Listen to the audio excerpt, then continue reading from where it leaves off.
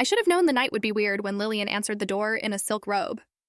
"Sorry, I'm a mess," she said, smiling in that effortless way that made her look like an old Hollywood starlet. "Come in, make yourself at home." I hesitated but stepped inside. Their townhouse smelled like cedarwood and expensive wine. Lillian's husband, James, was already at the bar cart, pouring something amber into crystal glasses.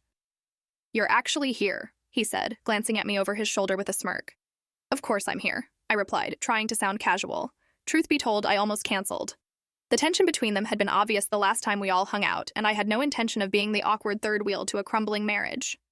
But Lillian had insisted. "We need a neutral party," she'd texted. "Just dinner, please?"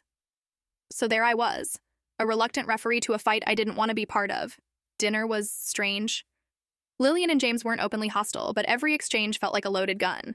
He'd refill my wine before Lillian's. She'd laugh a little too hard at my jokes.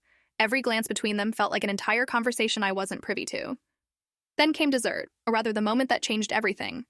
Lillian placed a small leather-bound book on the table. "I think we should talk about it," James exhaled sharply. "Now?" "Yes, now." She turned to me. "You're the only person we trust with this." I blinked. "Okay, what is this?" Lillian slid the book toward me. I hesitated before opening it and immediately regretted it.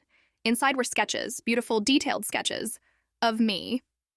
James's voice was calm, measured. "Lillian has a theory." Lillian lifted her wineglass. "That we're both a little obsessed with you." I laughed. "Because what else do you do when your friends confess to that?" "Wait, are you asking me to—" "No," James interrupted smoothly. "But we have a proposal." I should have left. I wanted to leave. But instead, I stayed and listened. Because their idea? It wasn't what I expected. It wasn't about that at all. They wanted me to be the subject of their next art exhibit. James had been sketching me for months, capturing fleeting moments from memory. Lillian, a photographer, had been doing the same in secret. They wanted me to model for a project, one that explored intimacy, obsession, and perception. "We need you," Lillian said softly. "Not just as a model, as you, the version of you that only we see."